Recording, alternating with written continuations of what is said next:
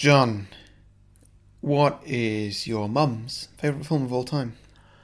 Well, I mean, my mum cried at the Phantom Menace, so what does that tell you? Sorry, the Phantom Menace. Yeah, and not like, oh god, this film was awful tears. Like, this film is genuinely moving me to tears. Which scenes? I think it's when Anakin leaves his mother. Okay, well, that's a classic mother thing to cry at. It is. I'll give her that. So, how did she fell in Revenge of the Sith? I don't think she got that far. I don't think we ever watched that movie together. Really? No. Sorry, she's not seen 6 Star Wars movies. I don't think so, no. How has somebody in 2018 not seen 6 Star Wars movies? I don't know. She has other shit going on. Well, my mother, I believe, has seen 6 Star Wars movies. Well, then your mother is superior. Well, there you go, Mum. You win. Some films are fine just the way they are. Other films sometimes take it way too far. But really, how bad could it get? Let's go beyond the box set.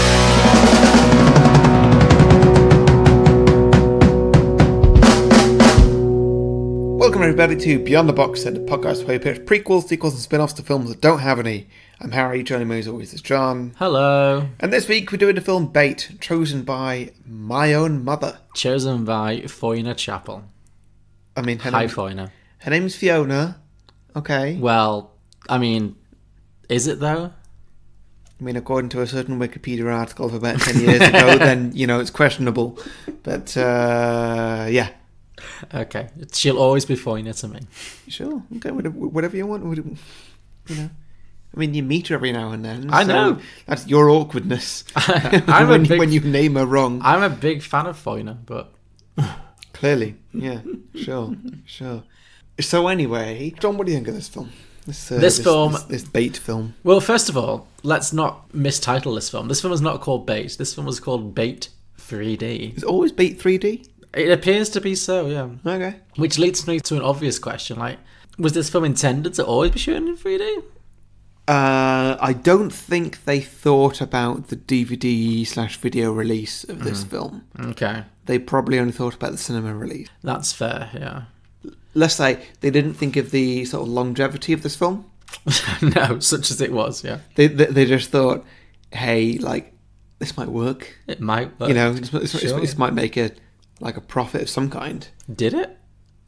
I think it did. Yeah. You're the one who does the research on this thing. You've not done any research on this, no? No! When do you think I've done research? I don't know. But maybe this might be the week. No. No, okay, fine. I mean, as far as I know, this film made some, but not lots of money. Mm-hmm. I think it played well in, like, Singapore. I mean, let's be honest, generally the films we pick don't make... like a decent amount of profit, or else they would then have sequels. Sure, yeah. That's the rule with a lot of the films we choose. That's fair, yeah. Not all. Not all. Sometimes films we do go on to be successful. This probably wasn't one of them, yeah. And then decide to make no sequels, but, you know, yeah. Whatever. Mm-hmm. Well, I mean, this is a shark movie. Mm-hmm. I thought you said a shock movie. I know, it's a shark movie. I didn't stop you when you said shock movie, though. Well, it could be either. I mean, compared to a film that we saw recently called The Meg, what would you say was the better film? So, you know, the way you worded that is interesting. So, better. More enjoyable. More enjoyable? Okay, well, this one. Yeah, I would agree. Better? So now where do we stand on that? Because this was a bad movie. This is a terrible film. Let's say that right up top. Okay, this was a bad movie. Yeah. Now, The Meg... also a bad movie. Mm-hmm.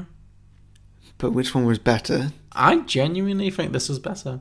Do you think? I mean, maybe it's because it's more fresh in my mind. Okay, yeah. But I'm not arguing against you, I'm just... Yeah, I know what you mean. It had something. Mm-hmm. It was entertaining. Mm-hmm. It didn't bore me. No. The Meg was actively quite dull. You know what? I agree. The Meg was... very predictable. And as a result, quite boring. Yeah. This one, not the case. Yeah. I mean, you knew vaguely what was going on and what was going to happen. It was pretty predictable, but in the same way, it was enjoyable in its predictability. Yeah. This film had more fun with the whole shark element. Yeah. Yeah. Yeah. I had a great time watching this. Of course you did. Of course you did. Did you not? How could you not? Yeah, exactly. Favorite character? Well, I mean, you say characters. I mean, this is. I was building. Okay, so I was hoping I would have the cash on me. I don't, but like, let's just imagine I'm putting £10 on the table, 10 English pounds on the table right now for podcasting purposes. There are £10 on the table right now. That £10 is yours to keep if you can tell me the first name of any character in this movie. Oh, you keep that tenner. I mean, building up to that, I was like, "Ooh, I could do with that £10." Yeah. But no, it's not happening. Yeah. I'm gonna guess Dave or. I don't think there was a Dave. What else is Australian? You can't just think of Australian names. You've got to literally describe a character. What? Yeah, there were no characters in this film. No, this was not a character-based film. That's what we're getting at here. This film was very two-dimensional. Well, one-dimensional. According to the title, it was actually three-dimensional. But, yeah. Jesus Christ. That had to be 5 feet. What had to be 5 feet? 6. 6? What do you mean 6? 6 feet from the tip of the dorsal to the tip of the tail. So what the hell does that mean? It means there's a 12-foot great white shark in here. Okay, plot summary. Plot summary, sure. Okay. So it starts off with kind of a prologue kind of situation where there's people on a beach. Yeah, sure. Including a lifeguard and a girl who that lifeguard is... Engaged to. Is he engaged to? I think at that point Cool. he's engaged. I wasn't sure if that girl was like with the guy who's on the water or in this... No, I think that was her brother. Okay, sure. That was... Therein lay the conflict of this film. Right. Okay, that makes more sense to me. Yeah. But again, it doesn't help the film in its score. I mean, I don't judge you for not getting at that because this film is ludicrous. So yeah, there's two lifeguards. One of them has a sister, the other one has a girlfriend. It's the same person. Yeah, he's engaged to her because at the beginning of the film, he says to the brother, he's like, "Oh, I can't believe I let you organise my stag do," and he gives him like some kind of weird hair of the dog remedy with the fantastic line, "Once you get past the gag reflex, it's actually not that bad." Oh. Which, to be fair, are words that I live by. Okay. Great. Yeah, so there's one of these lifeguards that's going out to sea for some unknown reason. We never know why. There's another person out there who is swimming very well, so it's clearly not some kind of like an emergency situation. But whatever, and a shark comes and eats that lifeguard before the other lifeguard, who turns out to be the main character of the piece, can get to him in time. Well, he doesn't eat the lifeguard first. First, he eats the middle-aged fat guy. Well, that doesn't matter. We don't care about him. We don't care about him. We don't know who he is. But then there's the other guy on the bodyboard. It's not quite a surfboard. I know it's a thing. I've seen it, but I don't know what it is. Sure. It's not a surfboard. No. But also, it's not a bodyboard. No. You wouldn't stand up on this thing. No. I don't know what it is. A paddleboard? Is that I couldn't tell you. What I could tell you is that I enjoyed the way to go back a little bit, I enjoyed the way the first victim, as in the middle-aged fat guy, dies because he's swimming in the ocean and then suddenly he gets pulled under by the shark. But it's so obvious that this film can't afford to put a microphone on somebody in the sea because he doesn't scream. He makes no. He just kind of goes bloop. Oh, yeah. I was so happy. It made me laugh.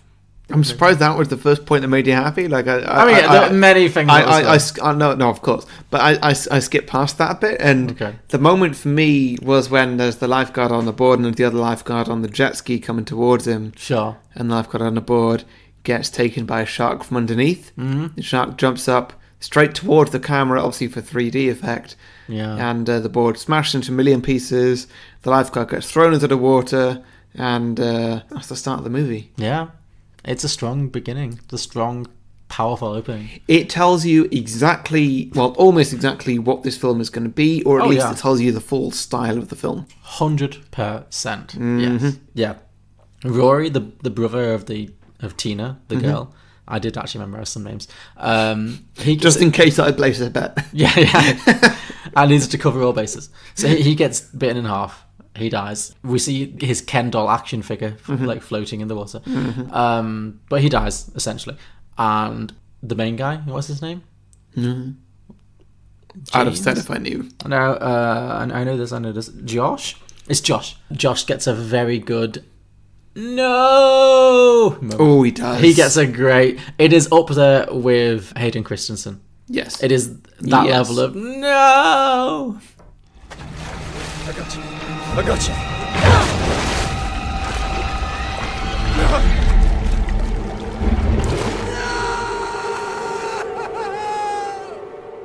So that's the intro of the movie. Yeah.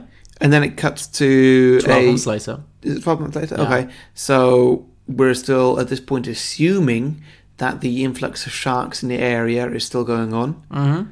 So what's his face? Hayden Christensen, well, not so. Not Hayden Christensen. We'll just call him that, yeah. He's in a supermarket because, day-to-day life. So was he security? No, I think he was like a shelf stacker. Oh, he's literally just... Just bottom of the line. Well, not to cast any aspersions on the shelf stacking profession, but yeah, I think that's basically where he was at. I mean, it's where you start if you go into supermarket. Sure. Yeah. It was definitely an entry level position. Yeah. Great. Okay, so that's happening, and he witnesses a robbery in progress. Luckily, is it his girlfriend's dad? No. Or girly fancies? No. Okay, so I'm jumping ship here. We're arriving at a key problem with this film in that it has way too many characters. It does, doesn't it? It has so many characters. Is it because they decided on a number of deaths, and then they realised that's more than they needed? Well, I don't know, because by the end of the film, like, this film has a not inconsiderable number of kills. It has at least 4 or 5 kills. But at the end of this film, there's, again, a considerable amount of people still alive. Yeah, too many. Too many Are still alive. For a film like this, like, it's been written before and it'll be written again. 2 is the maximum. Yeah. 2 is the maximum survivors. Yeah, you want maybe 5 to 7 characters at the outset, and you want 2 to 3 max surviving. This film has 3's too many. 2's fine. 2's good, because as long as they're not the same gender. Yeah. That's pretty much all that matters. Yeah. And then if there's just one gender, it's female. Like, that's how these films work. Sure. Yeah. This film has 15 characters, of whom 12 survive. Yeah. It's crazy. The issue is it gets difficult to keep track of who's who. Yeah. Because, there's 2? Is it 2 people robbing the store? Okay, so you're skipping ahead a little bit. I have. And then there's multiple people working security at the same time. Okay, I'm going to break down the characters, because it's like 40 minutes into the film when the tidal wave actually hits the supermarket. It genuinely, I looked at the clock because this took a long ass time.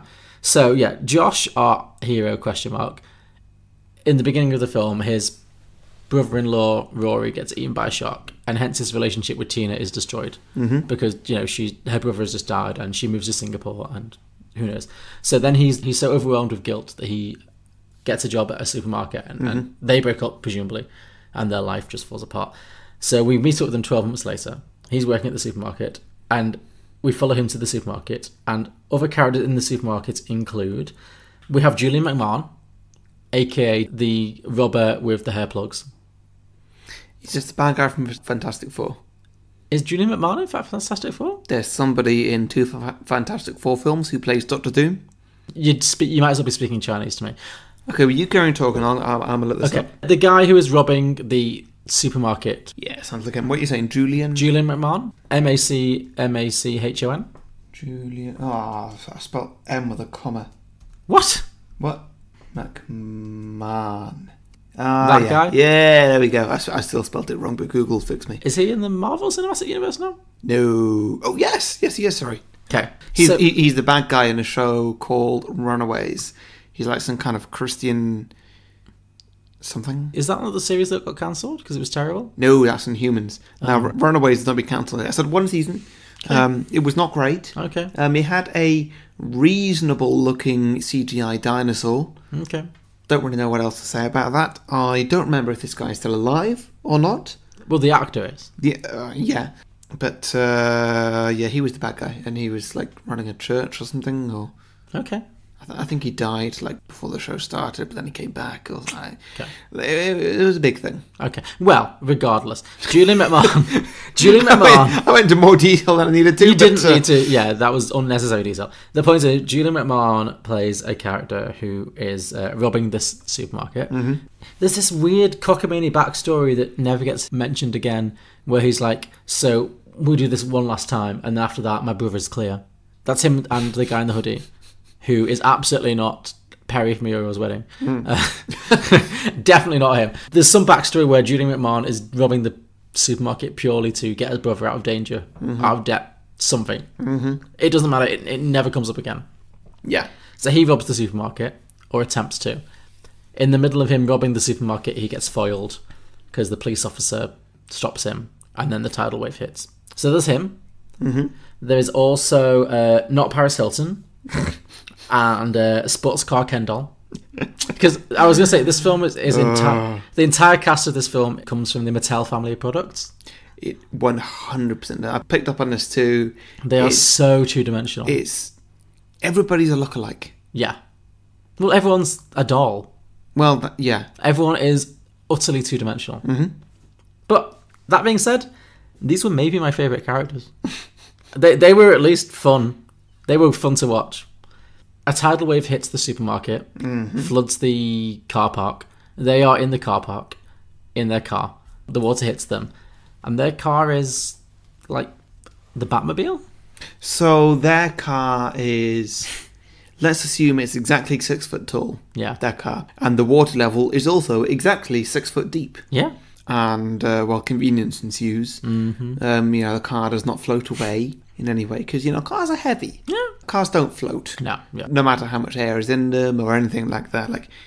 Cars don't float. That's ridiculous. Sure. So they kind of survive the rest of the movie just because of that fact. Their car is fully submerged. It is fully submerged. Oh, yeah. And at certain points, the shark attacks their car and the window cracks. They are dry as a bone. No water touches them. No. It is unrealistic. Give me your shoes. Excuse me? Well, I need something with a point to break the windscreen. Give me your shoes. Are you crazy? These are $300 Gucci. Oh, they're gonna get wet anyway. Just give me your shoes. No! Hey, lad! I'm not giving you my Gucci. They're not Gucci. Clue, you gave them to me for Christmas last year, and you said that they were $300 Gucci's. Clue, I know I did, and they're not. You bought me fake Gucci. Oh, like you would have known if I didn't just tell you. I can't believe you. Fake Gucci. Just give me your shoes. So other characters included shoplifting goth girl. Ah, she was good. She's shoplifting in her boyfriend's store because her boyfriend works as a security guard.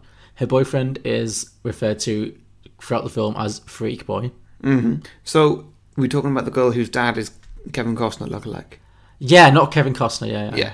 This film just made up of people who look a little bit like... Seemed kind of like that. That's what it was. Yeah. So shoplifter girl is shoplifting. She gets caught by the store manager.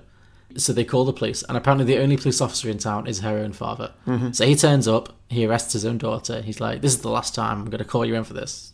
Blah, blah, blah, blah. While that's happening, an actual robbery goes down. Julian McMahon and his hair plugs and his hoodied assistant rob the supermarket. They end up basically doing a full-on stick-up. And this is where the security guard is just a terrible, terrible police officer, because rather than trying to put his own gun down and defuse the situation, he just keeps pointing his gun at Julian McMahon. Yeah. And points another gun at not Perry from Muriel's Wedding.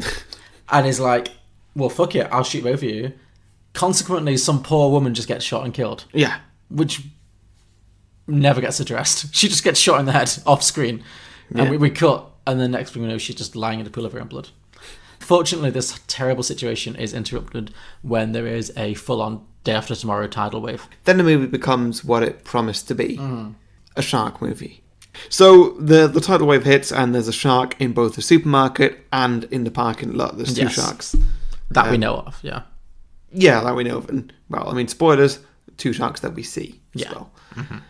And then it's pretty much just general shark movie stuff of people thinking up ridiculous situations of how they can get out of being in a shark movie. and trying mostly in vain to accomplish that. Well, this is my first problem with this film. There are too many survivors initially. Yes. You need like 5. Instead, we get like 14. So we've got Josh, our hero, I guess. We have Tina, his girlfriend.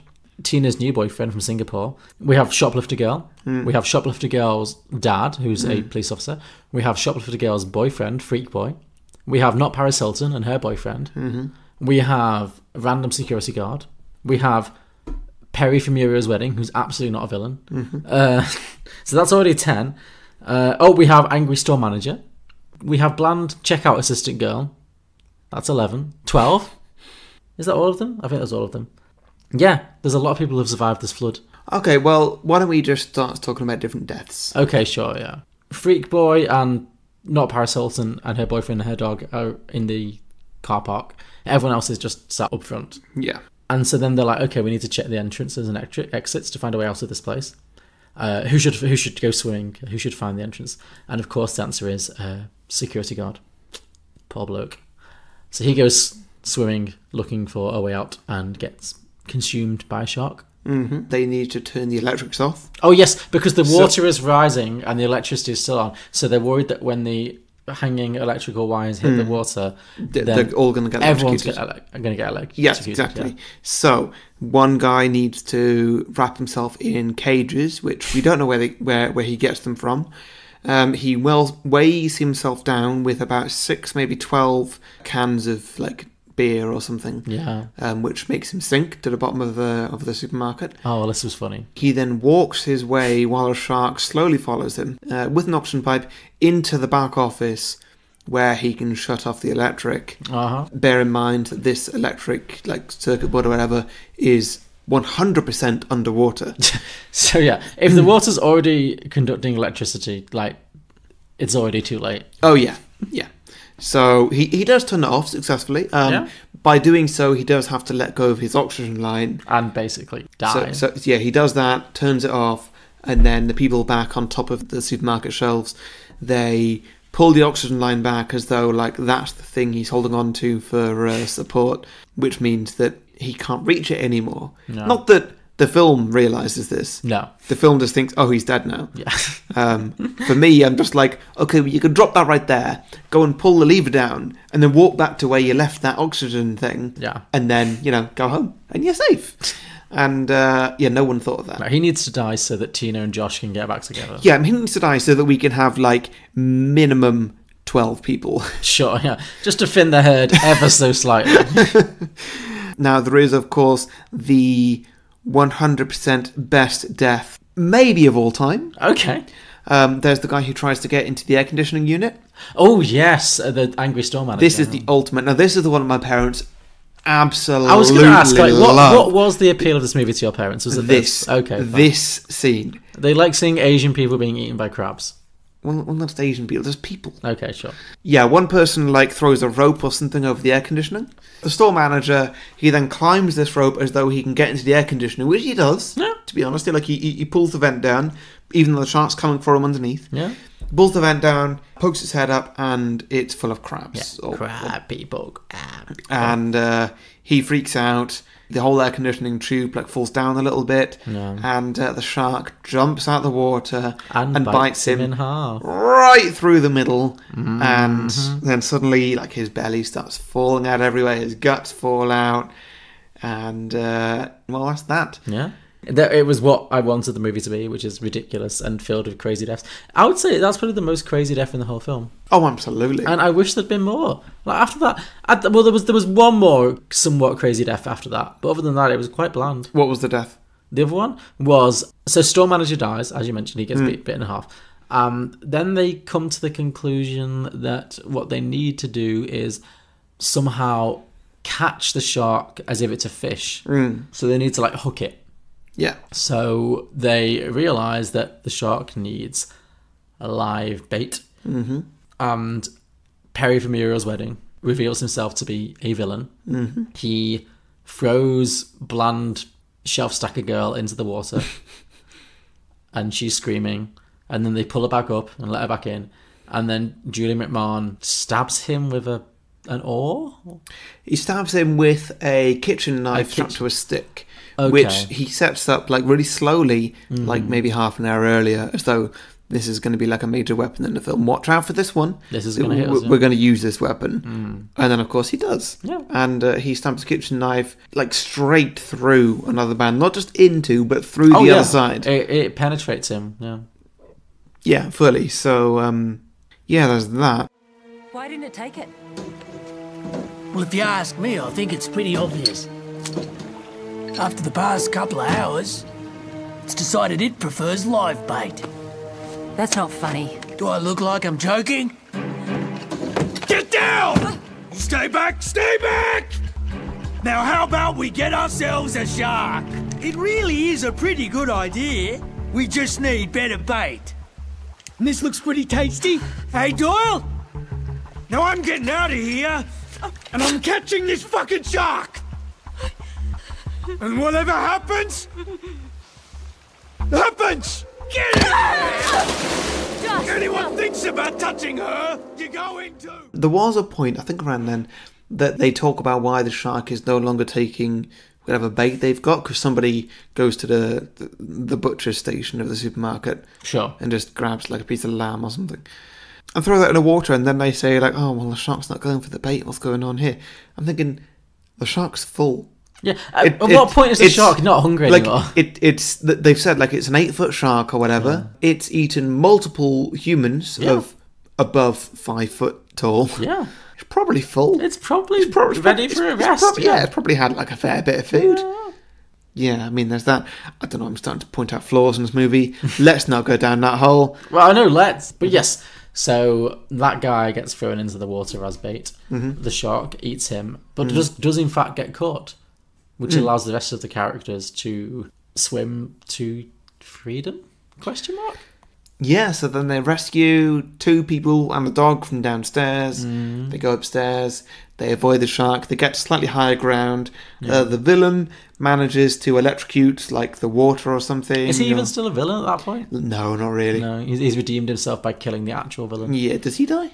No, he lives. Oh, he lives. Okay, cool. Does the shark live? No, I don't. I think he electrocutes the shark. Cool, great. So both sharks die. The car park shark gets shot by a shotgun. Yeah. Sure. Yeah.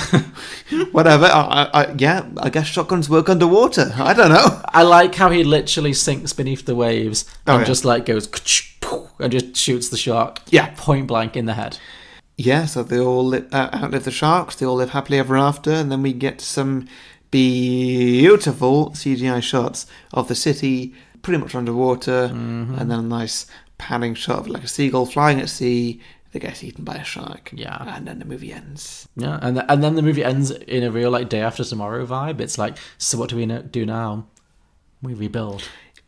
Every disaster movie ever. It really is. So, like, we're going to do a disaster movie season. Yeah, I'm excited for it. In the next few months, like maybe February or something. Sure. They pretty much all end with that. Yeah, I mean, this was absolutely... Ideally, with the American flag behind them. Yeah, this film didn't have that because it's Australian. But it's a bit of a shame, really. It definitely had that vibe. Almost a perfect movie. Yeah, that was the only thing. That was the only flaw. Literally the only flaw. Yeah.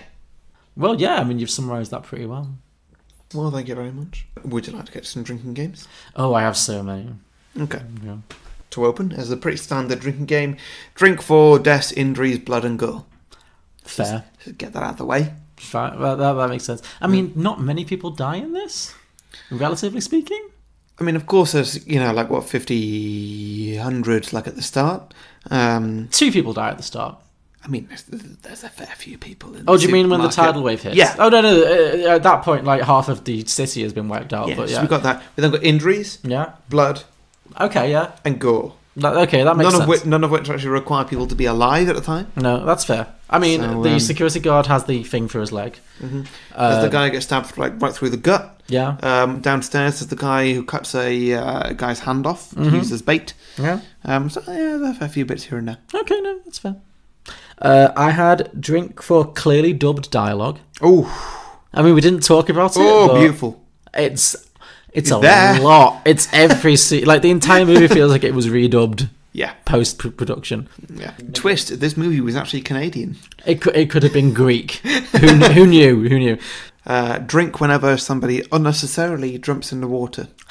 That's good. So there's so much of this. There's so much of just like, we need to distract the shark somehow. How can we do this? Tell you what, I'll jump this way, you swim that way, and that'll work. Rather than anything like, oh yeah, I'll throw some shit in the water. Yeah. And, sharks go for like moving things in the water. So I'll just do that. And then we'll go that way. Yeah. There wasn't even like a villain enough to say, hey, let's throw the dog that way. And then we'll go this way. I would have loved it if they just threw the dog into the water and the shark just jumped up and ate the dog like in one gulp, just like boom. Yeah, me too. Yeah, like it's a pork scratching. Yeah, like it's nothing. Oh, yeah, that's what you want. Yeah, I'm unhappy, but yeah, sure. Drink for poorly rendered CGI. That was literally my next one. Drink for bad CGI is the wording. I mean, the death scenes. I mean, they were just candles. They were just like mannequins. Yeah, it was hilarious. They were excellent. I mean, the only decent death scenes were just when you see like the top of somebody coming out of the water and then a lot of red in the water. That's the best you got, really, wasn't it? And they still weren't that good. No. Yeah, that was pretty bad. Okay, so my next one after bad CGI, drink for questionable physics. Okay. So for example, the stairway. Yeah. Completely dry. The car park underneath the whole supermarket. Uh-huh. Like a solid amount of water in there. The water level's not rising. No. Water pressure doesn't exist because that car is just fine. Yes, they just sit there. They sit there for like an hour. Oh, it's a long time. Like with bone dry. With two smashed windows. Yeah. Also the side windows. Those windows don't have like the plastic film on them, stop them from shattering everywhere. No, yeah. Those windows will just cave in if they feel like it. Mm. So yeah. Yeah, nothing happens. No. It's hilarious. No. I like that a lot. I had drink every time somebody's hair changes mid-scene. Like, did you notice this? I didn't actually, no. Well, like Josh, for example, our main character. Mm. Like, so when the flood hits, he comes out of the water and he's like, oh my god, I'm alive. He uses a deep intake of breath and his hair is like flat because, it's wet. It's fully wet. It's like anyone's hair would be. It is fully wet. And then it cuts to something else and it cuts back and his hair is slipped back up again and it's dry as a bone. Oh dear. There's a lot of that. People's hair just like comes and goes with the breeze. What do you mean, do you not carry a hairdryer with you at all times, just in case? Not even a hairdryer, just a like battery-powered hairdryer. Battery-powered hairdryer and like a full fist of gel. Yeah. My last one, drink whenever somebody does something which could be passed as acting. Yeah, nobody could act in this film, could they? No. there were very, very few scenes. I mean, there were attempts. Yeah. They were doing their best. Whenever somebody jumped into the water, it's like, oh, but she's my daughter. She can't do that. I should go. I'm the father. And stuff like that. I don't know. Yeah, it was not a high. It was not a high acting kind of film. No, it was not. My last one was drink every time something flies at the screen, which I'm presumably in 3D is pretty impressive, but in 2D not so much. No. So many birds. So many birds just flying at the screen like caw. Yep, there were a fair few. Yeah. All right, drinking games on Patreon. Yeah, let's talk about Patreon. So if anybody does enjoy the show, then we've not been drinking. What are you talking about? If anybody does enjoy the show, then you can support us for any amount that you like. If you go to patreon.com/beyondtheboxset, then you can do just that. And then we will give you some bonus features, which include a bonus show called Beyond the Box Set, where we review films that are in cinema right now. For every Patreon viewer, they can also pick a film for us once a month. For any one Patreon viewer, they can pick a film for us once a month. Sure. If it's a film that does not have any sequels, prequels, or spin-offs, then we'll do it on a main show, and you're very free to guest on the show. If you do want us to do a film that has sequels or something, then we'll do it on a bonus show. That'll be fine. Also, now I think I've got this right this time. I'm so excited right now. Once every month, every patron will get an advert slot, a 30-second advert slot. By Jove, I think he's got it! Hey! Yes! Told you I remember last week. Oh my god, I'm so happy. Yes, so if you'd like to get an advert slot on our episode, then just send us a piece of audio, send it to beyondtheboxset@gmail.com, and John will find a time to edit it into the episode, a time of which I'm not aware when that happens. Maybe now. Or maybe later. I don't know. And that's it.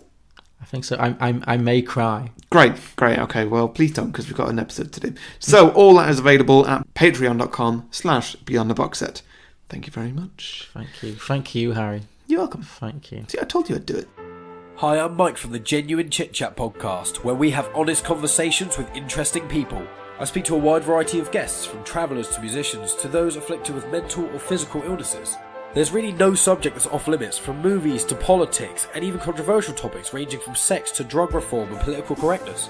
So if you still believe in the art of conversation, are intrigued by healthy debates with different ideas and perspectives you may not have thought of, and want a podcast where every episode is about something different with a variety of guests, then this may be the podcast for you. You can hear us on YouTube and all your favourite podcast apps, and follow us on Twitter, Instagram and Facebook. So if you want to hang out and listen to honest conversations with interesting people, then come to Genuine Chit Chat, where I'm your host, Mike Burton. Alright, I think it's time for sequels. I think it might be, yeah. Am I going first? Yes, you're going first. Okay, so my sequel is called Bait 1D. Bait 1D? As in one-dimensional. Ah, okay, and Bait 1D. Because this film was shallow. Oh, you knew you were saying that. This film did not have a great deal of character development or depth. It was very cliched, which is fine. But I really noticed the fact that all of the characters were like paper thin. Yes. And I actually saw a trailer recently for a film that looks quite promising. I mean, the actual finished product might be terrible, but the trailer was pretty funny, called Isn't It Romantic? Have you seen this trailer yet? No. So the trailer promises... It might be a bad movie, but the trailer is actually pretty funny. And it promises a film in which a woman who is very cynical about romantic comedies bangs her head, wakes up one day in a romantic comedy. Like you already hate it. You already have your head in your hands. I'm already out. I'm 100% out. It looks really funny. Okay, do carry on. Would you want to see the trailer? No. No? Okay. So I think it looks pretty funny. It could go either way. Okay. But I like that idea. So I thought I would rip off that idea, and rather than have a character who wakes up one day in a romantic comedy, what would happen if a genuine human being with three-dimensional emotions and feelings woke up in a generic shark movie in which characters are inherently two-dimensional? Like none of the Wait, sorry, did you say two-dimensional? Or one-dimensional. So one-dimensional. They're one-dimensional, yeah. Okay, cool. That's fine. Just working out where we are, because two-dimensional would be like a square rather than a cube. Sure, yeah. Just to give you context. Okay. One-dimensional would be a line. Yeah, okay. Rather than a square. Okay. Well, what would you define the characters in this film? In the original film? I mean, it's not for me to say. It's your sequel to No, I mean, in the original film, how would you define the characters? This is for you to say. In the original film, not in my sequel. This is your thing, John. You're the one who's doing Shark 1D or whatever it is. Well, I would define them as lines. Yeah, okay. Yeah. Cool. Well, that's what I'm guessing at. One-dimensional lines. Yeah. I'm interested to see how this goes. Yeah. Well, that's as far as I've written, so I'm going to be freestyling. Oh, dear. Look, you asked me to start... That is a loose plot. You asked me to start recording at 10 a.m. and then take me out and get me drunk until 10 p.m. What do you expect from me? I mean, it's 20 past 11, but sure. And look, okay, so my idea is basically that we open at a film school. Our main character is a 20-something woman who has been studying film studies. Is this played by somebody important? I've not cast anyone. It's just like an intelligent female lead. Anna Kendrick. Sure, Anna Kendrick would be perfect. Go Anna Kendrick. Anna Kendrick would be perfect, actually, yes. So she is a young film studies student. She's very cynical about cliches. She hates horror movies. She's not a fan. So she has to study a module on horror and horror tropes. This is a horror movie.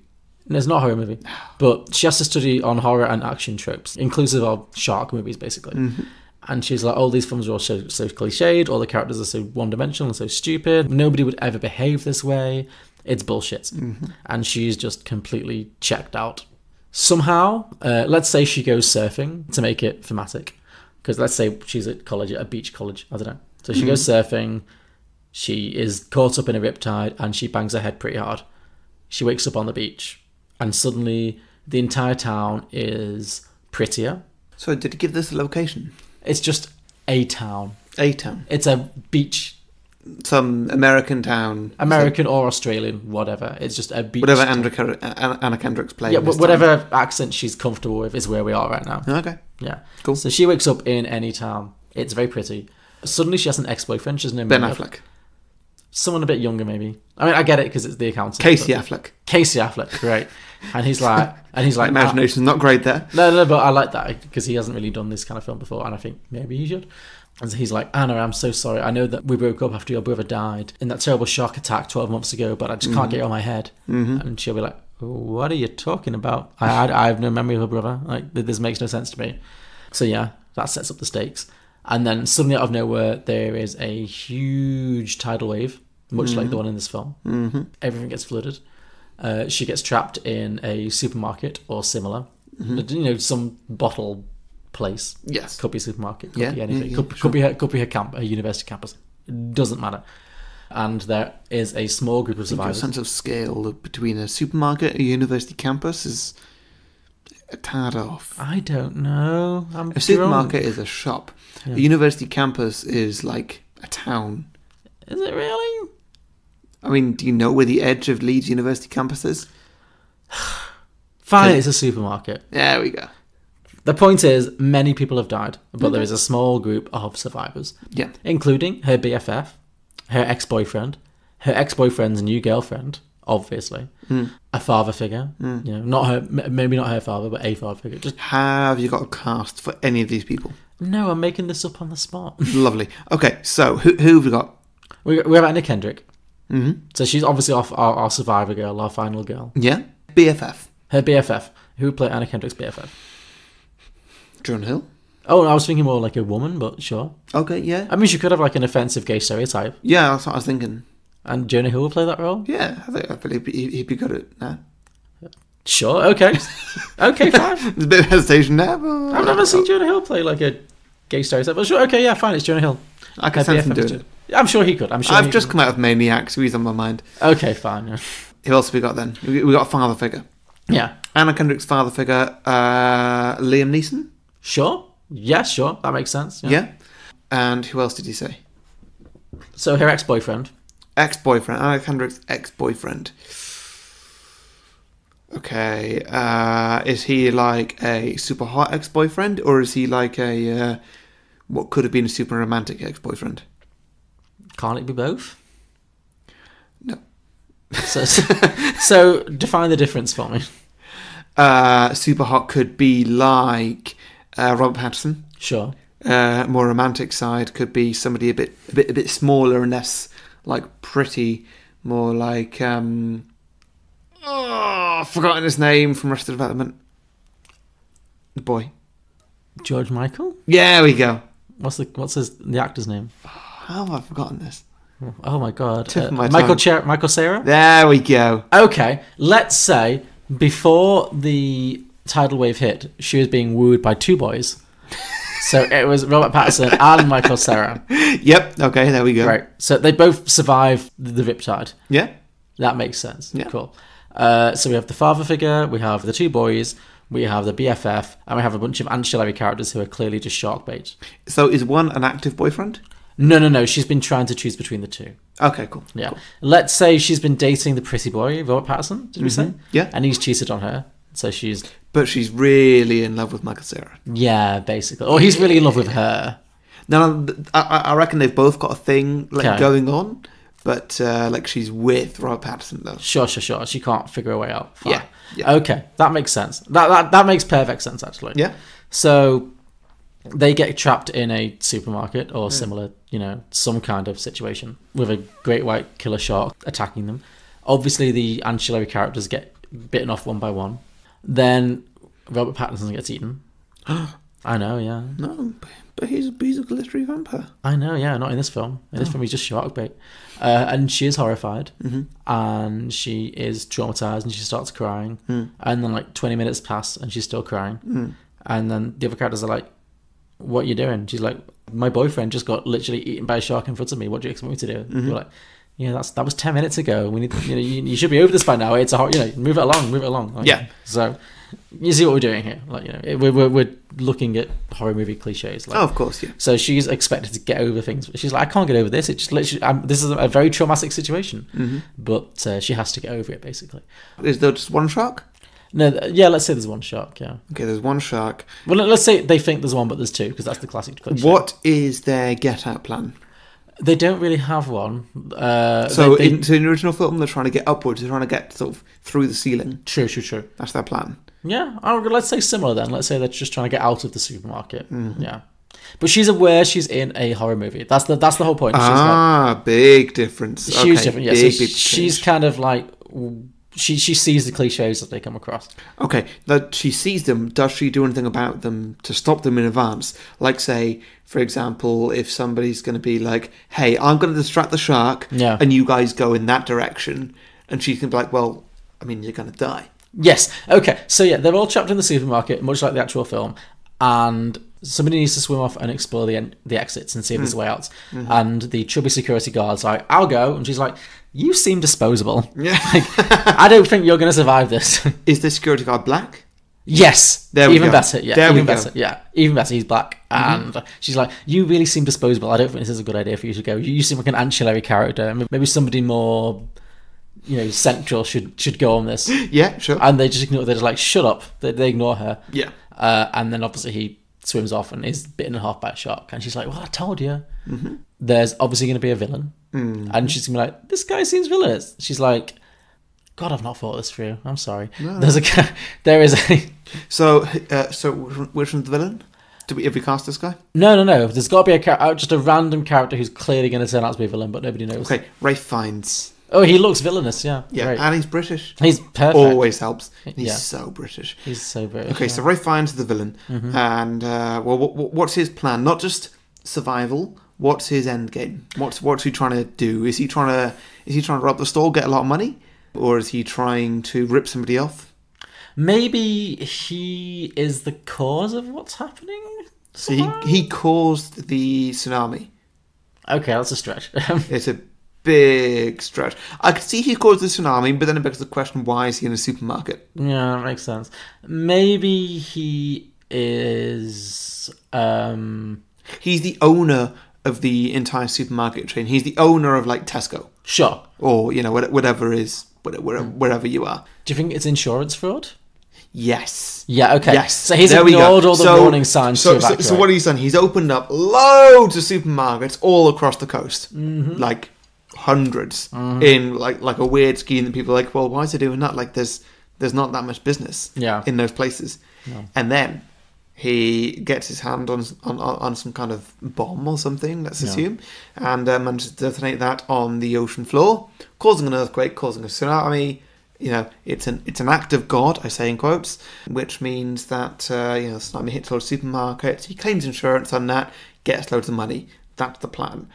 The catch is the bomb went off at the wrong time, like he was in with the wrong criminals. Sure, to do it. And maybe they blackmailed him or something, I don't know. But they set the bomb off early, and he was caught unawares. And now he's stuck in a supermarket. Right. So he's got a villainous plan. But it's backfired. It's gone slightly wrong. Okay. Like, he's going to get his insurance money. But he needs to all he needs to do is survive. Okay, like it, yeah. So he's like trying to act like he's as surprised as anyone, but really he knows what's the reason is. That's all this has got. I like it. Yeah. And maybe he's also done the calculations. He knows when the wave is going to go down again. True. I don't know if that can play into things. Maybe it can't. I don't know. Maybe we can just rule that out. No, that makes sense. Like the aftershock wave. Yeah, sort of thing. Or like when the waters are going to recede is what I was talking about. But sure. Whatever. Okay, yeah. That makes sense. So maybe there's him, and there's also like a more low-level store manager. Mm-hmm. Like a good-hearted store manager. Like he's like the CEO, the regional manager, whatever. Like he manages multiple stores, and there's also like a manager of the specific store that has just been flooded. Yeah, played by somebody nice. Oh, who's nice? Who's nice in Hollywood? Who's nice? Bradley Cooper. Well, for our purposes, sure. Zach Galifianakis. Is he nice? I feel like he could be. He's got a nice beard. Okay, sure. I mean, are you sure you've not just got a little bit of a crush on him? I said Bradley Cooper, and then I was like, oh, okay, that's not so good. But The Hangover, who's in The Hangover? Okay, fine. Yeah. That's Okay, sure. So he's a good-hearted manager of a specific store. Yeah, and we've not cast him before. I feel like he's not up on our. He's not in our canon. He's not on our to cast list. That's fair enough. Yeah. So he is just a general store manager, and Rafe Fiennes is the regional manager who's inspecting the store on a specific day. Yeah. And then the tidal wave hits. Yeah. And so over the course of this, the tidal wave hits. They're all trapped, and at a certain point, he gets revealed to be the real villain, and Zach Galifianakis is like, how could you? You betrayed the supermarket code. I don't know. No, I love it. Yeah. The supermarket code. The supermarket code, yeah. And Anna Kendrick's like, well, we all saw this coming. No, you betrayed the supermarket code. What? Sorry, you mean 1, 2, 3, 4? Yeah. No, the code. Yeah. Yeah. But Anna Kendrick saw this coming from the start. She was like, well, duh. Like, she basically called this from the beginning. Ah, yeah. Yeah. The idea basically is that she has seen all of this through from the start. So she's aware of all the cliches before they happen. She's like, oh, well, yeah. Yeah. So they all somehow manage to get free. They fight their way out. They kill the great white shark. Several characters die. They are staggering out. And much like the end of the actual film, maybe there's a Julie McMahon character who grabs her by the side and starts kissing her, and she's like, what the fuck are you doing? This is not a healthy situation to start a relationship. Get the fuck away from me. Because I thought it was weird in this film that him and the bland supermarket clerk just suddenly were in love out of nowhere. Yeah. It was weird. So, well, I mean, this film tried to do a lot of things. This film had many weird issues. But yes, I think it'd be nice if Anna Kendrick was like, no, this isn't going to go anywhere. This was pure Stockholm Syndrome. Get the fuck away from me. And yeah, I think that's where the film should end. Okay, I like it. It's not my best, I'll be honest, but yeah. Sure. That's where I'm at this week. Cool. Well, I love it. I think that you've hit the quality that you should have done. Thank you. And well, I imagine I'm going to do the same. Sure. I do have maybe the first third of an idea. Great. But I reckon the rest is very improbable. Cool.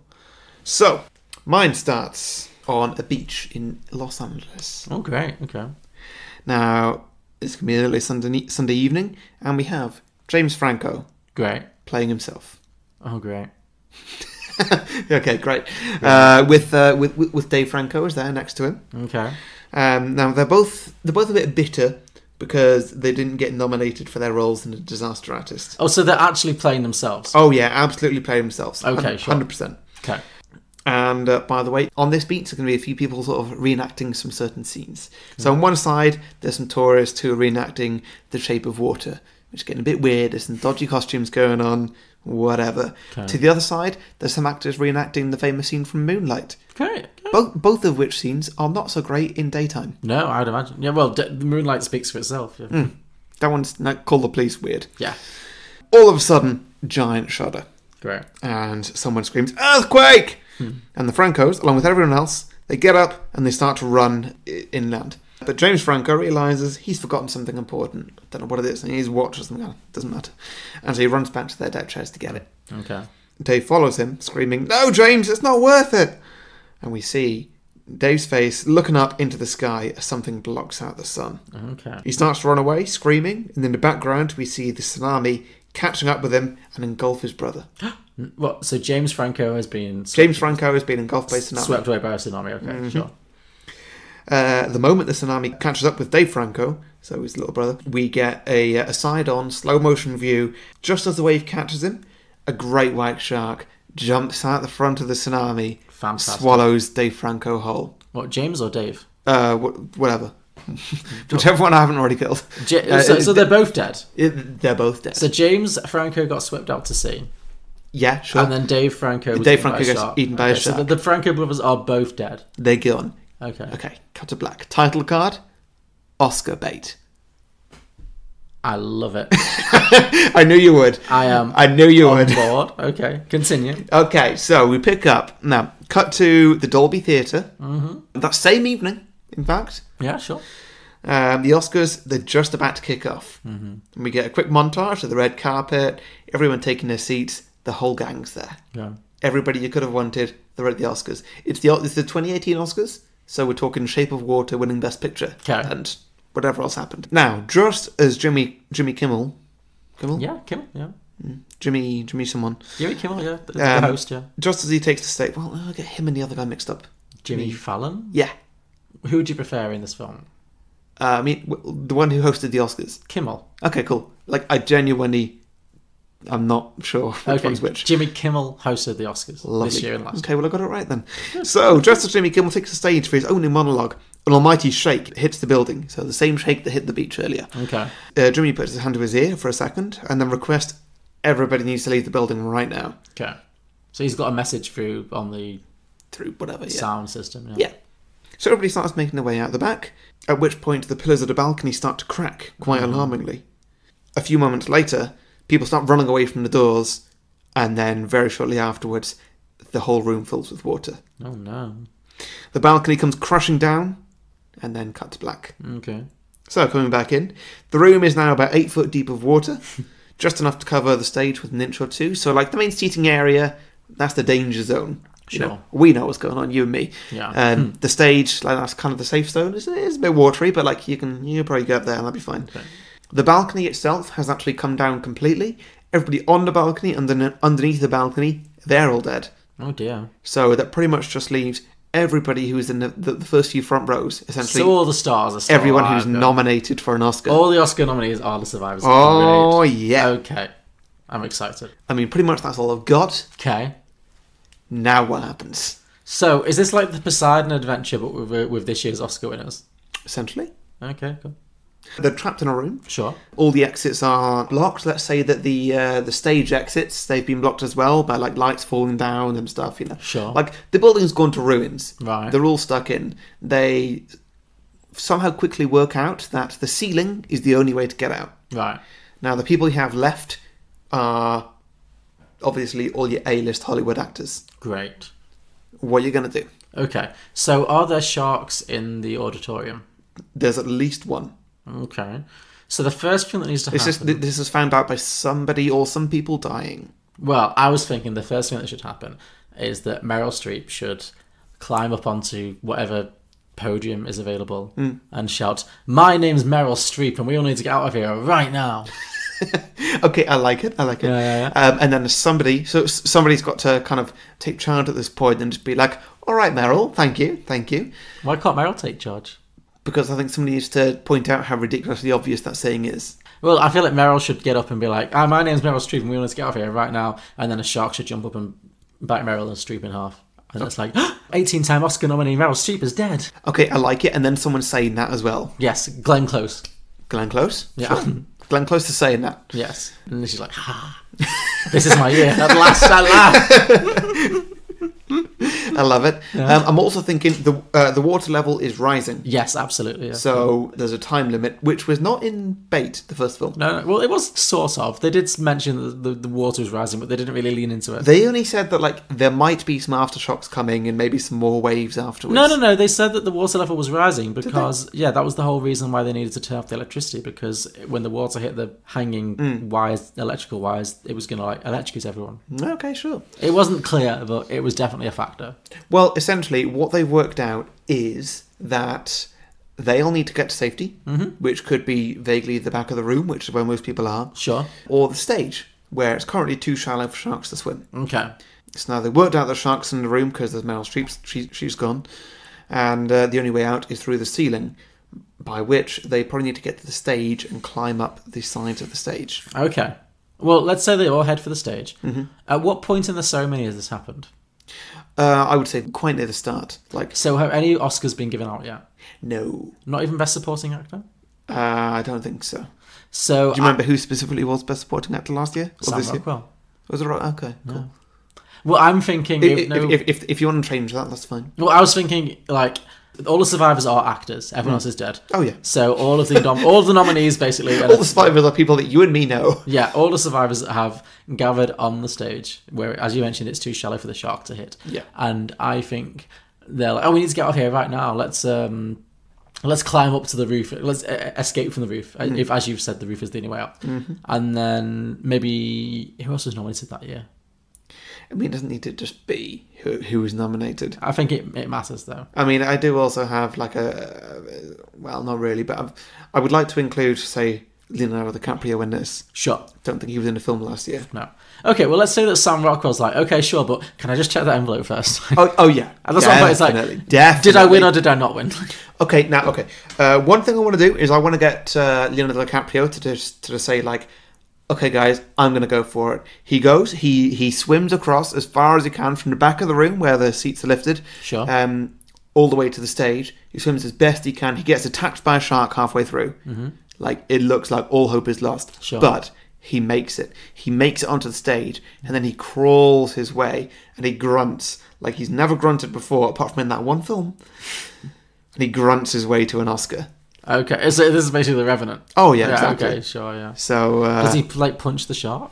I would say he reenacts the Revenant in as many ways as possible. Sure. Maybe even ends up in him killing the shark and wearing the shark's skin, but there's another shark. Sure, okay. I like that. So he gets into a full-on fist fight with the shark. Yes. I think that'd be pretty good. And he does that and then claims an Oscar. Everybody cheers. Yeah, I think everyone's like, oh, he's so good. He's so good. You know what? This is right at the start of the Oscars. Yeah. Let's say there's a table of Oscars literally on the stage. Okay, yeah. So they're all there. Like, one person can claim one Oscar. Leo's just gone and claimed his. Who's next? Okay, so who's desperate for an Oscar at this point? Anne Hathaway. She's got one. I feel like... okay. Amy Adams. Amy Adams? Yeah. Amy Adams, like, swims towards the Oscar podium, gets eaten by a shark. She's gone. Full on eating, yeah. Okay. But she's, like, reaching out for the Oscar. She's like, no. It's like 7 nominations. Okay, so, like, her arm survives. Her arm is reaching for the Oscar, and was like, yeah. Yeah. Sure. Okay, so also that year we had Shape of Water. What can we do with that? I mean, that lends itself, obviously, the creature itself. Mm-hmm. Is that going to turn up? Okay, so let's say that, the creature turns up. He's there from Cirque du Soleil. I know they played the Brits, but maybe they turn up at the Oscars as well. Sure, yeah. And, he's there. Well, he's like, well, of course, like, I can do it. Yeah. Like, no issue. Mm-hmm. So he starts to swim across, gets across fine. Like, oh, great, here's an Oscar. Tell you what, I'll bring this to you. Yeah. Brings it all the way back. Gives it to somebody. Octavia Spencer. Gives it to Octavia Spencer. Yes. And she's like, at last. But then she sinks because it's so heavy. But she won't let it go. It's a heavy Oscar. It's a heavy award. I mean, I don't think that, like, her weight is just on the cusp of sinking. No. So much so that, like, an Oscar's going to weigh her down. This is no... I mean, I don't mean a compliment or an insult on her weight. I don't mean to make a statement on her weight there, but I don't feel like her weight is, like, a few hundred grams above. No, the point is the Oscar's a heavy award. If she let it go, she could live, but she can't let go of the Oscar. Okay, yeah. It could just as easily be Jennifer Lawrence. It's not a comment on Octavia Spencer's Jennifer Lawrence. So she's there. Okay. What she does, she decides that she's going to try and do it as quicker than everybody else to get across from the back of the room to the stage. Mm-hmm. So she takes, like, she does a run up. Okay. So she's going to do a running dive and a swim. She's going to jump out of the water onto the stage. Okay. It's going to be beautiful. It's going to be the best performance you've ever seen from a supporting actress. Well, sure. Well, she's so far beyond supporting actress at this point. So, if you say so. And so essentially, she runs towards the where the water starts. Unfortunately, she trips over on her dress. Oh no! And she just sort of stumbles into the water, literally into the shark's mouth. Like the shark just sort of sits there, opens his mouth. She falls right in. Just gets eaten. One bite. She's gone. She's gone. Dear. Okay. Yeah. Who else have we got? Is Jack Nicholson still around? Oh, sure, Jack Nicholson's still around. Yeah. Right, so is he armed with anything? Well, he's got 3 Oscars, so he could just, like, use them as, like, nunchucks. He brought them with him. He's used them as, like, nunchucks. He's just like, pow, pow, pow, pow. Yeah, that is how nunchucks work. He uses his Oscars as weapons against the shark. How does that work for him? I think he uses one to, like, hold the shark's mouth open while using another one to bludgeon the shark to death. And he succeeds. Like, he kills a shark. He kills the shark? Yeah, and he thinks that he's won, but then another shark jumps up and eats him. Yeah, and everyone's like, not Jack.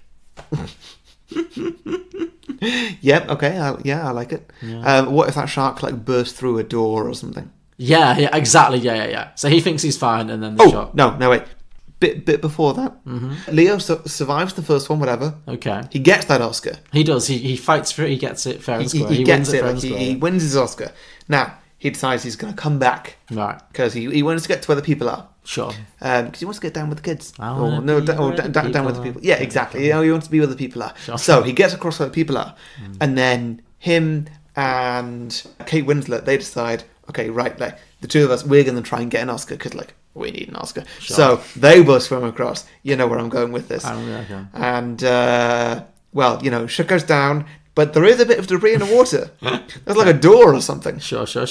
So, of course, as everybody's egging him on, like, come on, you got to do this! And that he manages to get Kate on the door. And then suddenly realises, wait, shit, I'm not doing this again. Yeah, he Fuck pushes this shit. her off. So he gets on the door, he punches her in the face, she falls into the water, knocks out, she's knocked out, shark gets her, she's gone. Poor Kate. Did she not deserve it? Well, I mean, her character did. But... Well, there we go. So now Leo's just here on the door. Then I would say the shark bursts its way up from within the door. Yeah. With a little, maybe a hesitation in there where it's burst a little hole in the door. And it's like, oh, hello. Okay. And it bursts its way through the door, knocks Leo into the water, and then lands into Jack Nicholson, or onto Jack Nicholson. Okay, so is Leo still alive? Leo, I would say, is still alive, yes, until we can find something better for him to do. Sure. Now, we've not brought Tom Hanks into this. We haven't, no, and he's won many Oscars. Tom Hanks, at some point, he's got to say, well, I'm the captain now. Yeah, sure. Okay, fair, yeah. Not his line, but it's from his movie. Sure, yeah. So, Tom Hanks, I reckon, probably the only person to make it across to the stage who stays there. Sure, okay. Gets very hungry along the way. Yeah. He's got to find all kinds of survival techniques. Such as? I mean, such as probably just like eating whatever's around, okay. Including like the occasional dead body. Oh, okay. So our beloved Tom Hanks, like America's sweetheart, becomes full-on cannibal. I reckon that he also gets a bit lonely, and so in lieu of finding a volleyball, he actually manages to find like a human head. Okay. And instead what he does, because he knows he can't use a human head to make a friend, that'd be ridiculous. A human face at least. So what he does, he turns the head around. Okay. He carves the face in the back of the head. Oh, yikes, okay. Calls that Wilson. Sure. Yes. Is that the head of a famous actor? Is that Meryl's head? Not that she's been like eaten by a shark. No, it's Helen Hunt's head. Oh my god. Perfect, great. Yikes, okay, yeah. Okay, yeah. He pulls Helen Hunt's head out of the water, carves a smiley face in the back. The weird thing was, she wasn't even dead. No, he killed her. It's monstrous. He's a monster. Yeah. Okay, is there anybody else that we've left off? Oh God, I mean, so many. Is there anybody who's good at climbing? I thought we need to wrap this up by climbing to the ceiling. Who's athletic and an Oscar nominee? Tom Cruise? Yes! Sorry, I didn't mean to. Wow. I feel like you got into that. Yes! Okay, so Tom Cruise, what he's going to do, he's at the back with everybody as well. Yeah. He needs to get across to the stage. Yeah. So he's going to find some kind of very athletic way to get across it. Very unnecessarily. Yeah. With The Rock? Okay, so he uses The Rock as like a floating device. Is The Rock already dead? Is this The Rock's Let's corpse? assume The Rock's dead. Okay, so he uses The Rock's corpse as a flotation device. The Rock's got a big body. He's heavy, yeah. Yeah, and Tom Cruise, small body. Yeah, sure. So, you know, Tom can sit on The Rock. Yeah. And, he paddles his way across. Mm-hmm. He gets to the stage, and now he decides he's going to do all this athletics to get up. He's going to climb along the side of the stage, swing across a rope to the other side of the stage where there's an opening or something, and maybe he gets out, he calls for help, and I don't know where I'm going with this. I have no end game. No? Well, maybe... Maybe I've gone too far already, but... I don't know. Well, maybe Tom Cruise climbs to the top, steps onto the roof, and... I mean, it is funny when people just fall to their deaths. Yeah, but somebody needs to survive. I know, it's weird, right? This is difficult. Who's going to survive? Is Tom Cruise going to be our survivor? Oh, I do hope not. Okay, who is the most ridiculous Oscar nominee? Because they're our survivor. Like somebody who should never have been nominated for an Oscar.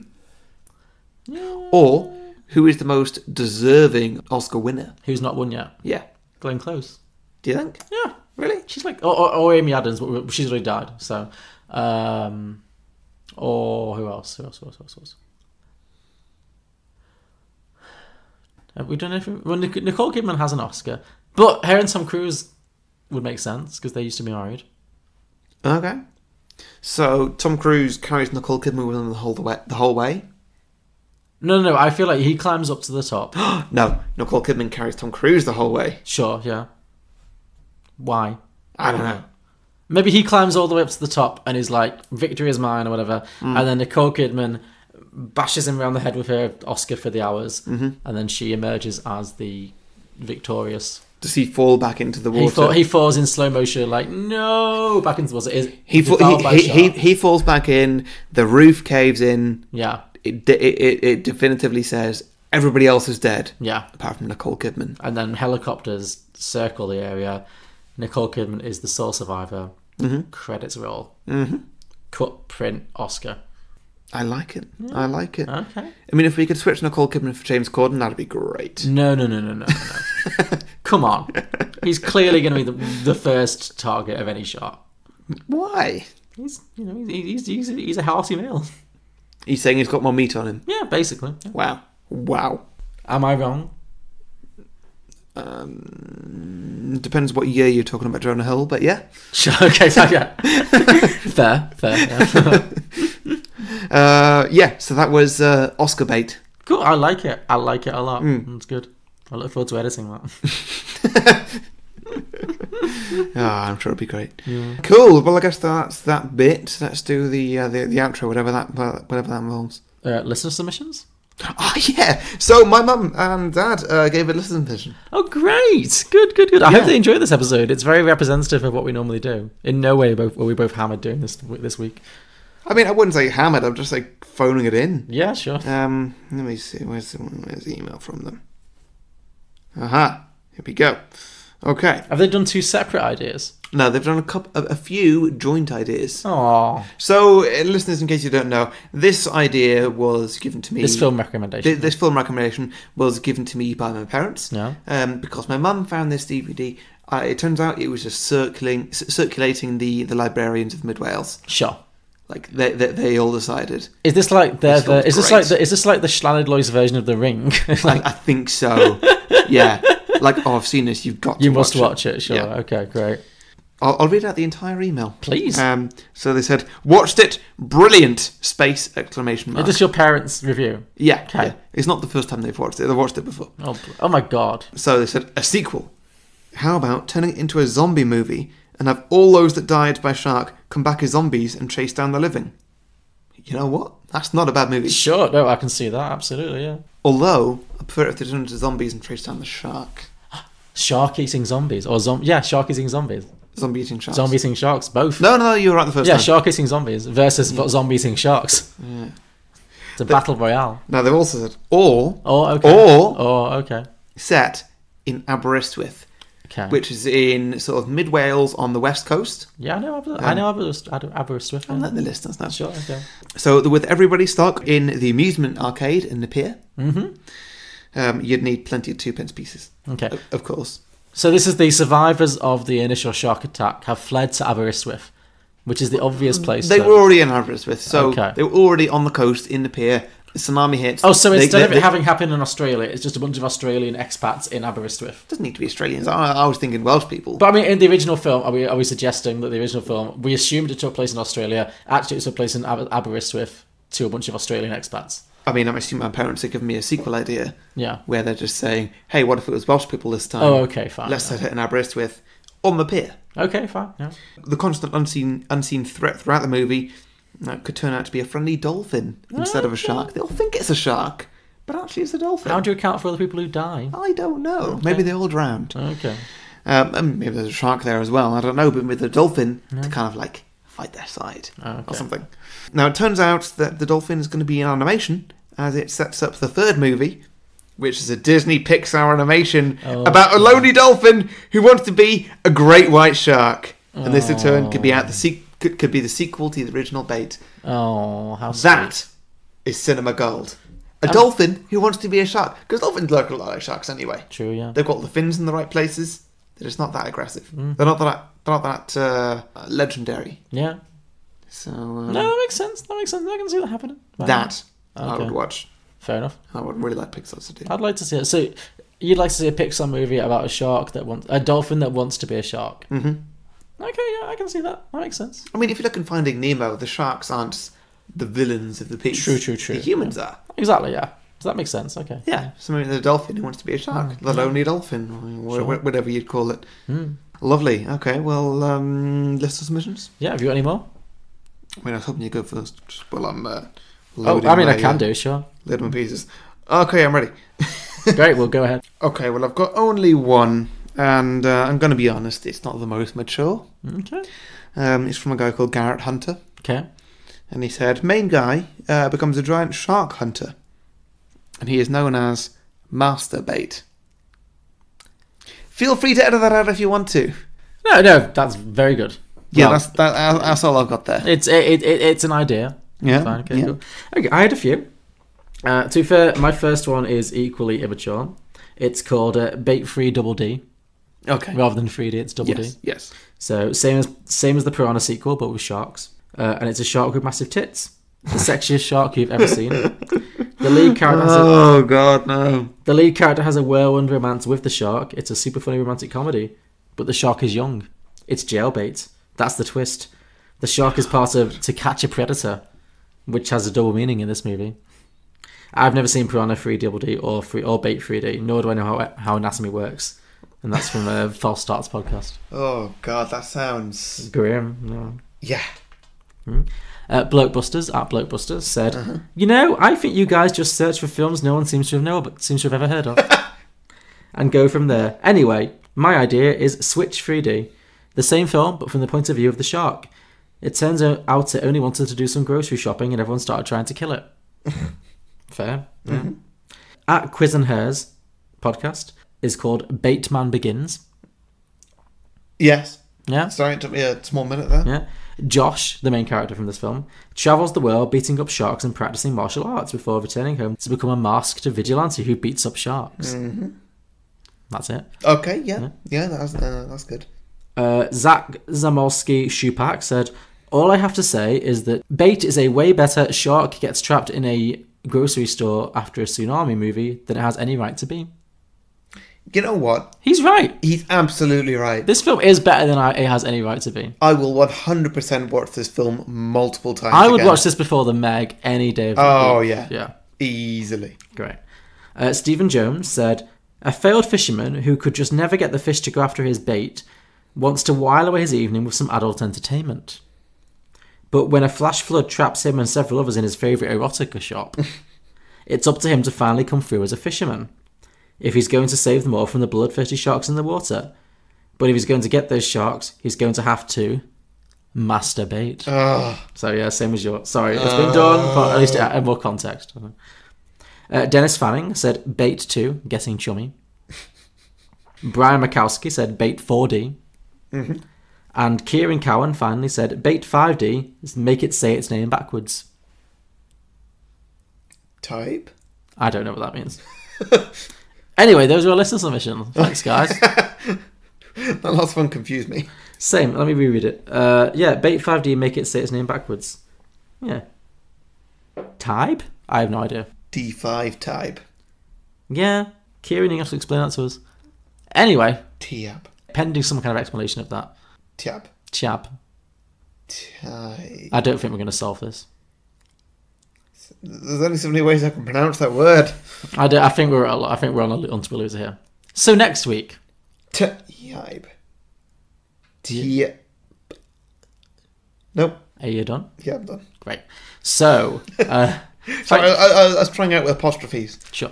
So those are our listener submissions for Bait 3D. Mm-hmm. If you have any sequel ideas for Bait 3D or any movies we've done in the past, please let us know. We are Beyond the Box Set. You can find us at beyondtheboxset.com. Our podcast is available on all good podcasting platforms, including iTunes, Stitcher, Acast, Google Play, and Spotify. Our podcast is available on patreon.com/Beyond the Box Set, where you can find fantastic bonus features for as little as $2 a month. And listeners will get an advert put on the show once a month per listener. Thank you. Oh, now you've got it. You just can't shut up about it. Great. What? I'm happy. No, I'm happy. I'm happy. I remembered it twice. I'm glad. I'm very pleased. It warms my heart. Mm-hmm. Yeah. And we also have merchandise available at tpublic.com. And next week, Harry, it's my turn, I believe. Mm-hmm. And I'm gonna. Can't wait. Look. I've selected a film that has been a long time coming on this podcast. It is a classic comedy. It's very popular. It stars the late, great Robin Williams.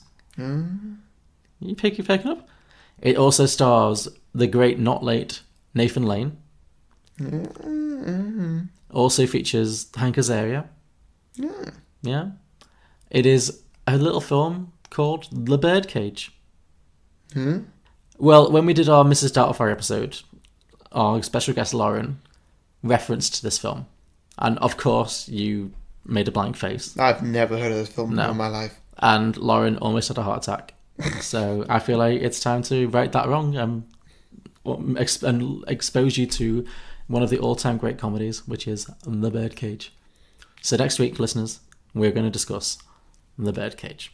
All right, sure. Tune in. I think you'll like it. It's on Netflix. Oh, that helps. Yeah. That helps everything. Lovely. All right, well, I will watch that in time for next week. Great. So we will see you again next week, listeners, for The Birdcage. Thank you very much. You always do a big hesitation before you announce a film. Like, you've announced it, and then again and again and again, and be like, so see you again, listeners, before The Birdcage. I'm just trying to create a sense of occasion. Yeah, but like, you do it once, and then afterwards, like, the occasion's happened, and then you do it, just normally. Look, I'm just... And it's like, you join us next week for The Birdcage. Fine. Join us next week for The Birdcage. Great. You happy? Is that your impersonation of me? A little bit, yeah. Did it work? No. No? Right. Well, I mean, I don't know. Maybe listeners will know. Indeed. Text in. Great. Night!